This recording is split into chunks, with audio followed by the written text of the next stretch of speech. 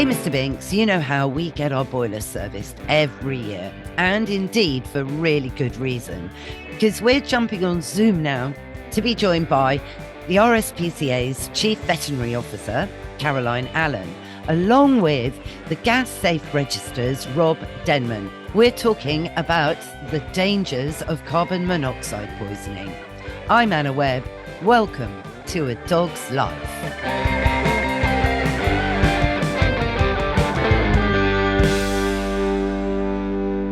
What a pleasure it is to be joined today by Caroline Allen, who is head vet at the RSPCA, who have teamed up with the Gas Safety Register. And Rob Denman is also joining us to talk about the week that is all about raising awareness for a very silent yet deadly killer in the home.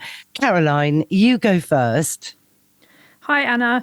Yes, so it's really great to have joined up with the Gas Safety Register to highlight the issue of carbon monoxide toxicity, because it is actually the pets in the home who are most vulnerable.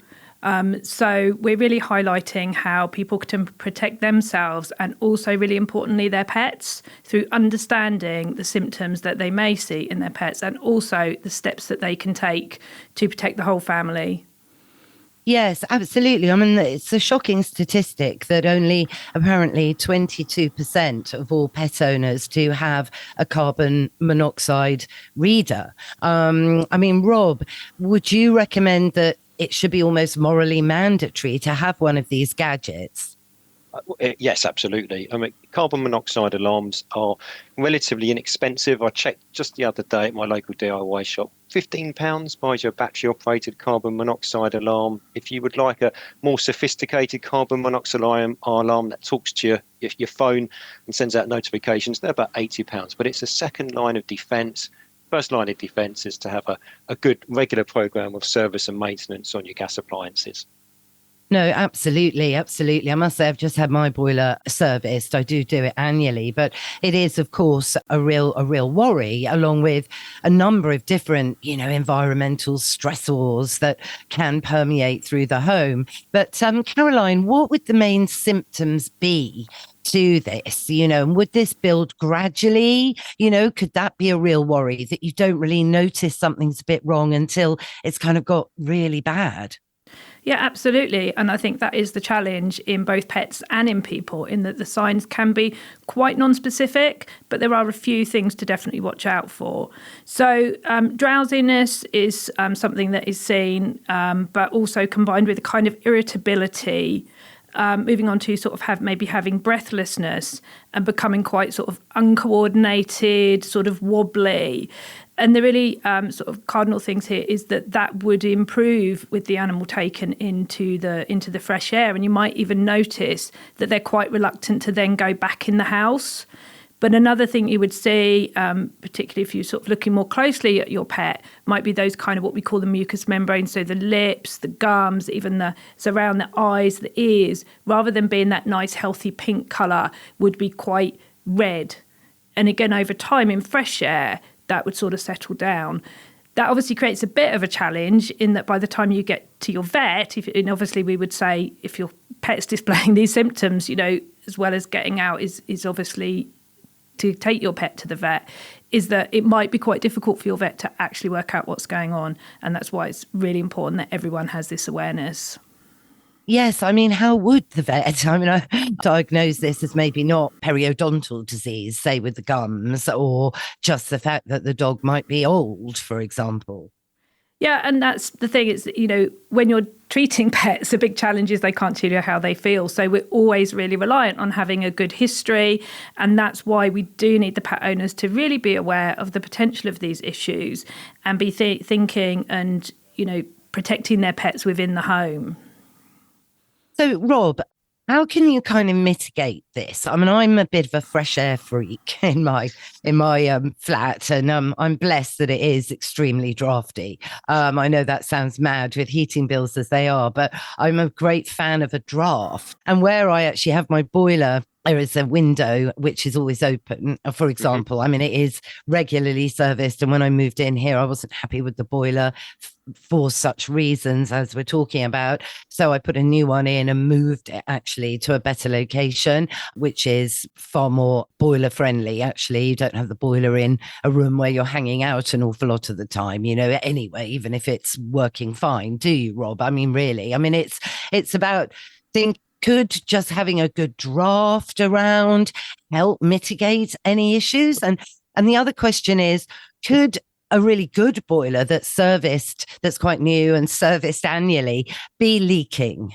Yes, lots to consider there. So any gas appliance, if it's not burning correctly, could be giving off carbon monoxide. And that could be your gas cooker. We talk about boilers a lot, but you've got gas cookers and you have gas fires as well, typically in a domestic house. And it's at this time of year, and I'm sort of reaching for a bigger jumper, and I've turned the heater on next to me, and I'm making sure the doors and windows are firmly shut.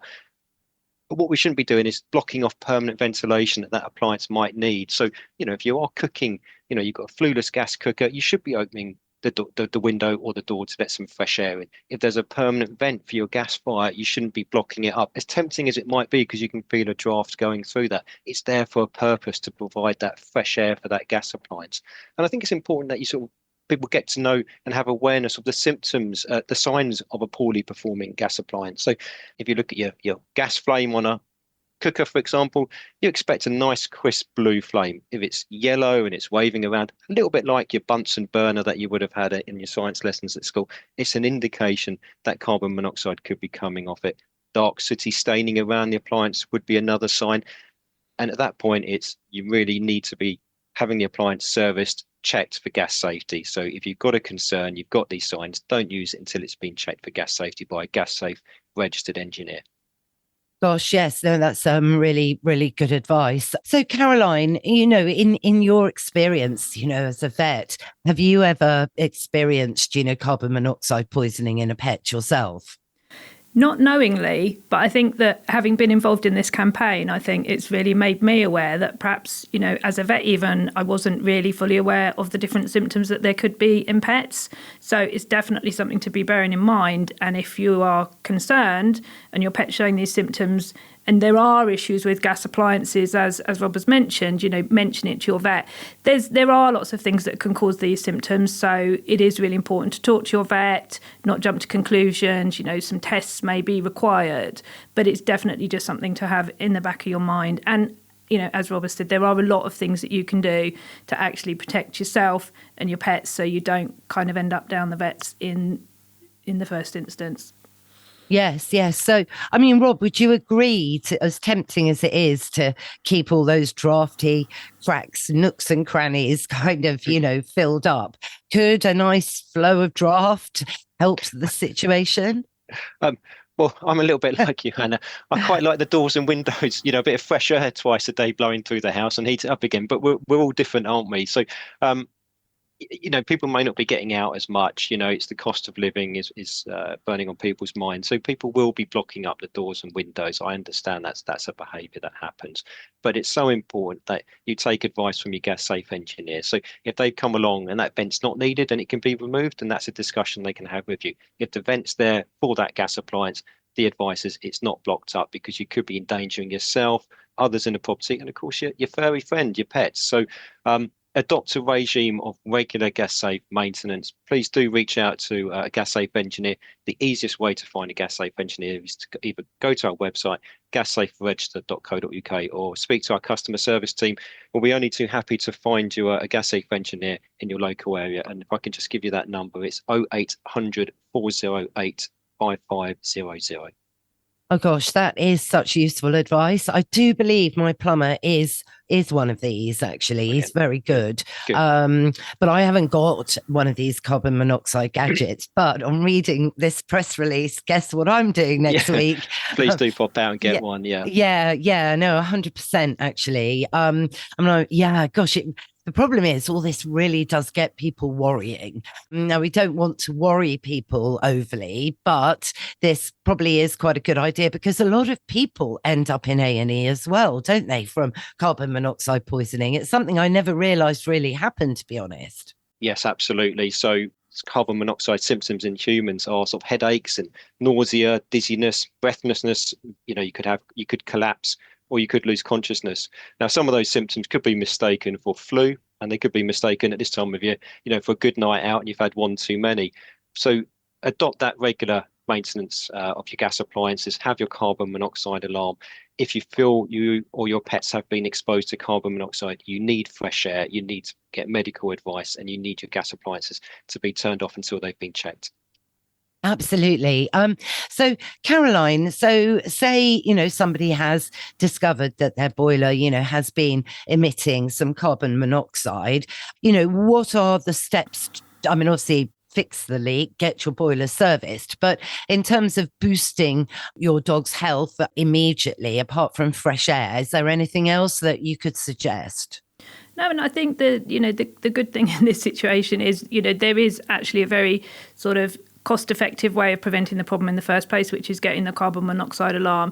And, if you get that in place and you're able to get rid of the risk, and your pet hasn't become sort of unwell, then, the problem is resolved really. Now, obviously, if the situation's got further and your pet has become unwell, then obviously they should see the vet. But the fresh air is the most important thing.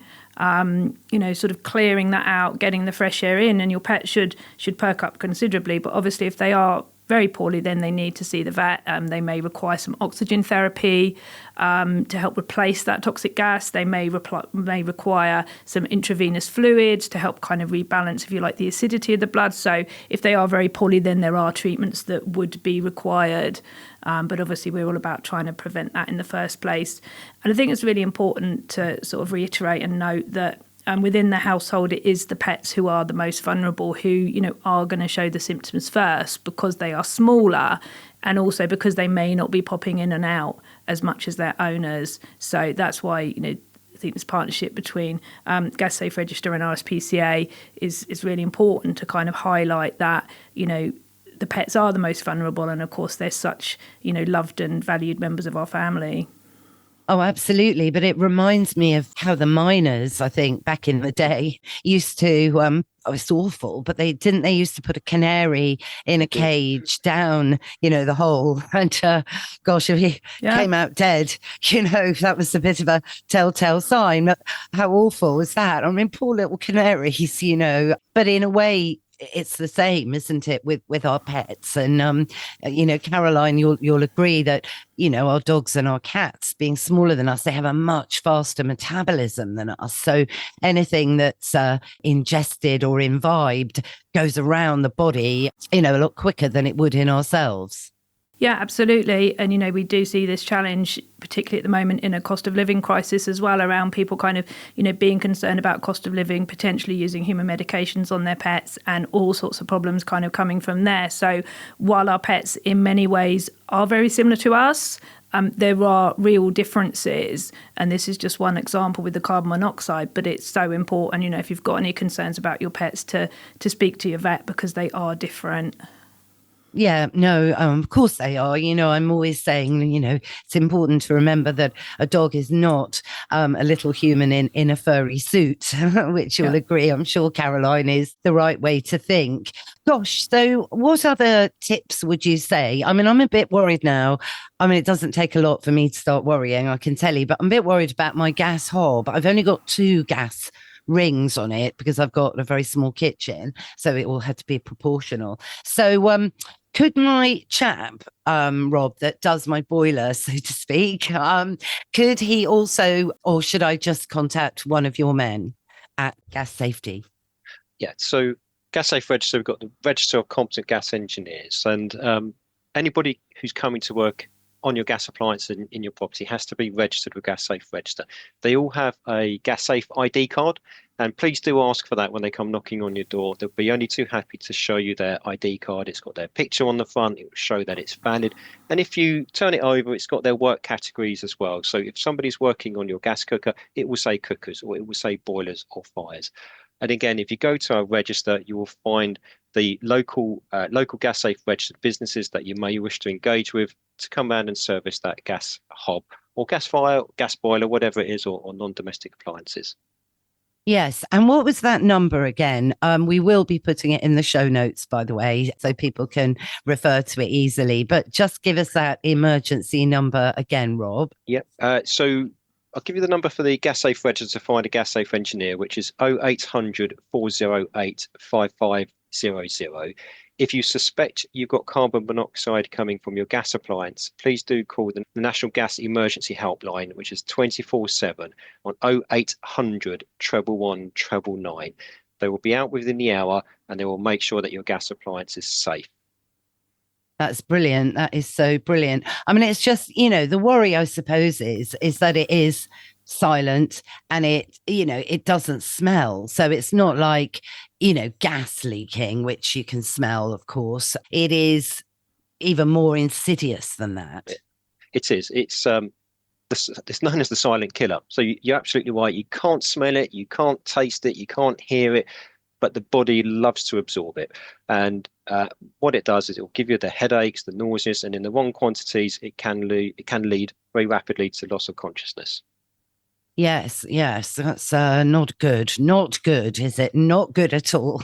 No, but Although we don't want to scare people. If you have your appliances regularly serviced, maintained by a gas safe registered engineer, you have, carbon monoxide alarms. You don't block up your ventilation. You're looking out for the warning signs, the staining, the sooting, the yellow flames.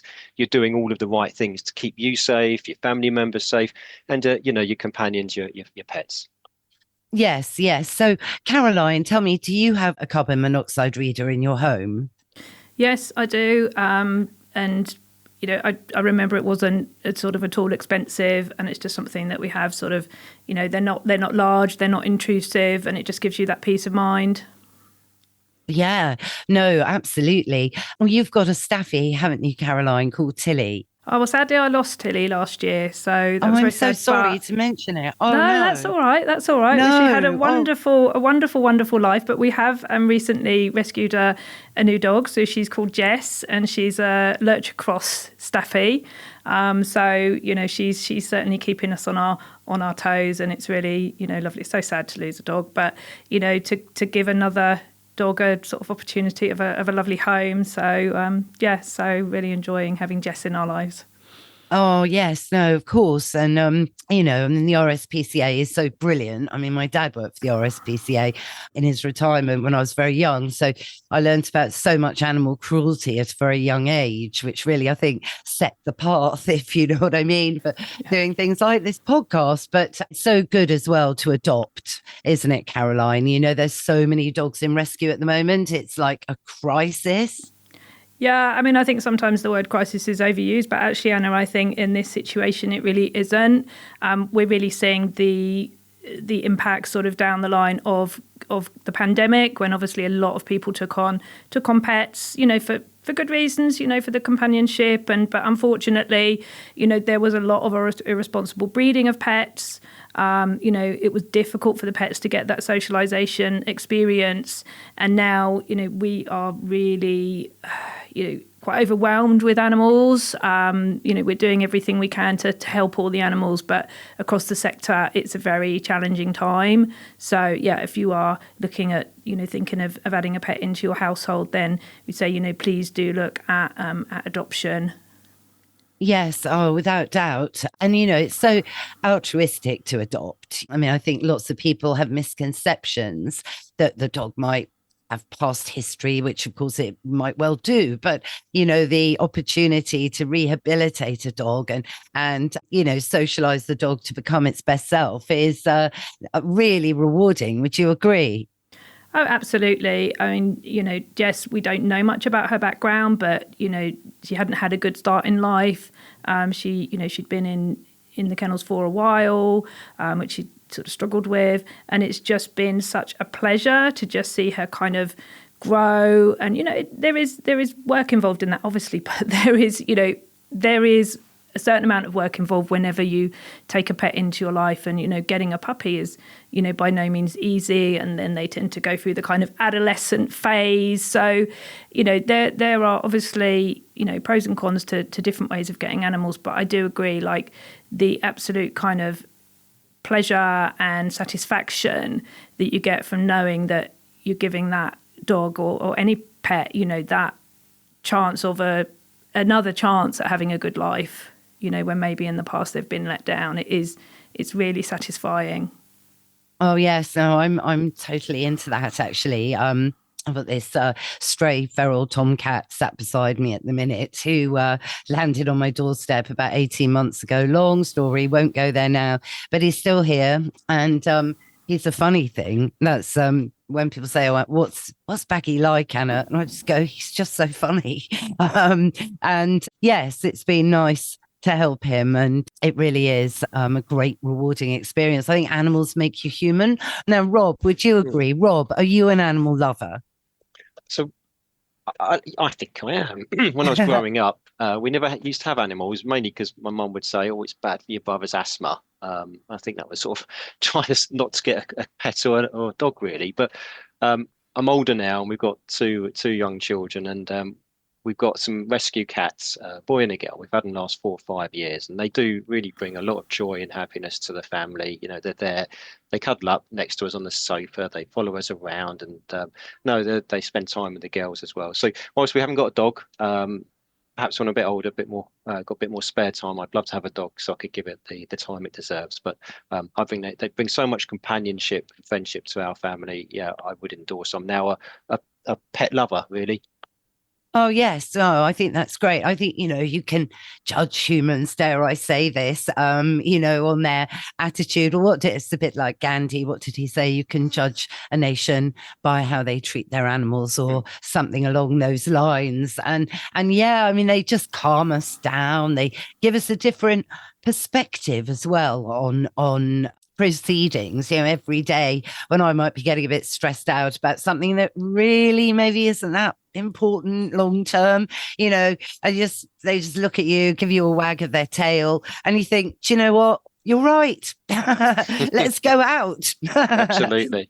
Yeah, I think there's a lot we can learn from dogs and how they find sort of pleasure in the small things, isn't there? A walk, a ball, meeting a friend. Maybe sometimes we overcomplicate lives and our lives, and we can learn a lot from dogs. Definitely. And, things have changed so much, wouldn't you agree, Caroline, in terms of the vista with dogs? I mean, dog friendly, for example, is a great thing. So many people can now take dogs to the office, which, back in the day, that would never have been on the radar, would it? So there's lots of positive things happening, yet for me, Caroline, it's a question for you. What do you think, generally speaking, of course, of, these websites where people can just buy and sell dogs? I'm just so dead against them myself. Yeah, I think the way that, people are sometimes purchasing dogs is a problem. Not having that visibility of where the pets are coming from. I think some of the breeds that we're seeing increasingly on the websites where, they have been bred with these very extreme conformations. So, very short noses and, very long backs and, things that just are fundamentally unhealthy for them. I think, that is a trend that has been really worrying for all of us concerned about animal welfare. So, while there are the positives right now, I mean, I've been, a vet for getting on for 30 years. Sadly, there's a lot of concerns out there. Yes, no, 100%. I mean, would you say in your 30 years, you've seen things perhaps get worse? Yeah. I mean, I don't want to be too negative, No, honestly, yes. I think in terms of some of the breeding, some of the types of breeds that are popular, and the health conditions that they come with, I think is very challenging for vets. I don't know if you remember, Anna, but actually I was your vet for a while. No, I do remember. Of course, I wasn't going to bring it up because I was so mad. It was all about Molly's titer test. Yeah. I know. Sadly, Moll's. Yeah, isn't with us anymore, obviously. It was a long time ago. But yeah. But I know I do remember, and I've always, I must just say, held you in the greatest regard, actually, because you listened to my concerns of what I was there for, and you found a solution, and it was really good. So there you go. Thank you. We did a tighter test, didn't we? Yeah, no, thanks, Anna. That's nice to know. But as I was saying, I mean, back then, this was probably, 10, 15 years ago now. I think as a vet, you were very much there to treat, the illnesses and injuries that just occurred as the normal part of an animal's life. And now I think from the vets that I know kind of who are still there in practice, unfortunately, they are battling much more with problems that are built into some of these breeds and are really quite welfare compromising and are quite difficult to deal with. And that's very difficult for vets. So I think we've really got to think about how we're breeding our dogs with a kind of innate healthiness again, because we haven't got enough vets. And, they're incredibly busy, and it would be a really good step if we could think about buying dogs that are much more kind of fundamentally healthy and can live a good life and can run and can breathe and can sleep and, just do all these things that dogs really, really do need to be able to do. Yes, absolutely. I did do a podcast with Dr. Dan O'Neill. I've done a couple. You all know him, Caroline, from the Royal Vet College. Yes, all about the fallout from the pandemic also at the beginning of the year. And then, of course, on, confirmation, really. And it was interesting. One of his studies has revealed that pedigree dogs are no less healthy than designer crossbreeds, or is that the other way around? Designer crossbreeds are no more healthy than their individual pedigree counterparts, which was interesting. Yeah, I mean, I know Dr. Dan O'Neill well, and we work together on some of these issues. So, it's really great to have the research, I think, coming out of the Royal Veterinary College backing up some of these things. And I think that there has been a feeling that a cockapoo or a cavapoo is going to fundamentally be more healthy than the breeds because of this idea of hybrid vigour, but that actually isn't the case. And I think that that's speaking to sort of some of the breeding practices that are going on. Yes, no, absolutely. But also, of course, Dr. Dan, and you'll be on the page with this, was very much, about how, say, the miniature dachshund, there is too much sausage and not enough dog. Yeah, I mean, we know that they are carrying an increased risk of health problems because of their appearance.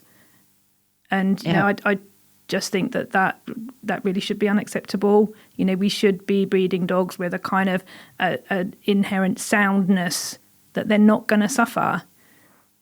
Yes, and of course, break hearts as well. I mean, I think part of it is that so many people, I think, have got dogs in a very short period of time, perhaps not understanding the real commitment that a dog is, and the fact that it's hard work owning a dog. Let's be honest, it's every day, and it's about training and, obviously walking your dog every day. I'm a great believer that you must try and do that as much as you can. I know sometimes it's useful to have a good dog walker, in your little black book. But on the whole, having a dog is, to be able to spend time with your dog. They are more social than cats. Would you agree, Caroline? Oh, absolutely. I mean, they are social. They are pack animals, and I think it comes back to we need to really understand the dog's needs as a sort of species, but also as the individual. And I think, you mentioned at the start here about how great it is that there are, workplaces that are dog friendly. And that is great for some dogs, but it actually isn't going to be right for every dog, and some dogs are going to be potentially quite anxious in that environment. And that can be a situation where actually having a dog walker instead can be much better. So I think it's about equipping yourself with a kind of knowledge and understanding about dogs so that you can, make the right decisions and really focus on meeting their needs so that they can have a good life. Oh, absolutely. That is so true. I mean, they deserve it. They are man's best friend. But I do agree completely, Caroline, on the individual basis. And, dogs have issues like us. I mean, they're sentient. My miniature bull terrier, the successor to Molly, who you met, Caroline, she's really noise sensitive. And we have to factor that in, and it's a shame, but she's 9.5 now and done all right. She hasn't missed out on anything, I can promise you that. But we have to be aware, if she sees a ping pong table, which is the most random trigger in the world, but this is what does it. She just completely goes mad. And being a miniature bull terrier, that can be a bit embarrassing, but it's ping pong tables and clapping. Yeah, that are her two tricks. I know. But also over the years, I've learned even excited atmospheres where there's lots of people, lots of talking, which of course is noise, she'll get bouncy and just gradually bounce up and up and up and up. And so obviously the best thing is to remove her from the situation. And we've built on it. We have built on it. She's a lot better, but it's taken, 9 years. But that's the thing. Dogs are for life, and they're not an accessory. They're a living, breathing, emotionally intelligent being. And I just feel some people haven't quite really realize that, and that's why so many dogs have been abandoned. Yeah, I couldn't agree more, really. And I think, I guess we're also sort of looping back to, yes, dogs are different to us, but there are also similarities, and suffering from anxiety is absolutely something that that can happen to dogs, and we can support them and treat them, and if they're struggling, as I know you have, find the ways to help them, use experts where you need to. So yeah, as you say, they are individuals, they're sentient beings, but they can be such wonderful companions and really enhance your life. Oh no, I totally agree. Rob, you must get a dog when you can. I look forward to that. I look forward to the walks and all the conversations I can have with the dog. Yeah, absolutely. It'll give me. It'll look back at me when it, with its big eyes and just understand. So I will look forward to that. But I just want a bit more time where I can spend that valuable time with the animal. Yes, so absolutely. But cats, I will say, are extraordinary. I won't go there now, so it's not a podcast about cats, but I can't believe their extraordinary sort of sixth sense powers. Blown away. I've only had a cat for 14 years compared to lifelong dogs. And don't underestimate cats either, but they're also very important and need your care as well. Well, gosh, guys, we've kind of run out of time, and I'm just being very grateful that you've joined me. Last bit from me, please do adopt a gas safety regime to have your appliances safety checked and get a carbon monoxide alarm to keep yourself and your pets safe. Absolutely. Would you concur on that, Caroline? Absolutely. It's easy and affordable, so you can protect all your family members.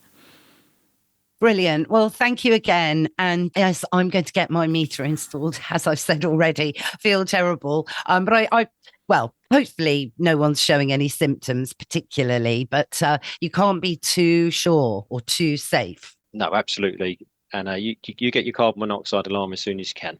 I will. Thank you. Thank you very much. Thanks, Anna. That's our show, Mr. Binks. What did you think? Yes, it is very interesting indeed. And we need to get a carbon monoxide meter, which we're going to get. Well, I hope you all enjoyed it. If you did, go on, rate and review the show wherever you tune into your podcast. Thanks again to the RSPCA's Chief Veterinary Officer, Caroline Allen, and indeed to Gas Safe Registrar Rob Denman for joining us today. And all the links are in the show notes, including the emergency number that Rob has mentioned in the episode. Thanks as well, of course, to Mike Hansen, my producer, for all the music and production as ever. What's that, Mr. Binks? Yes, you're right. We will be back in your feed next Sunday, so why don't you just subscribe? It's free, absolutely free, so that way you'll never miss another show. Bye for now.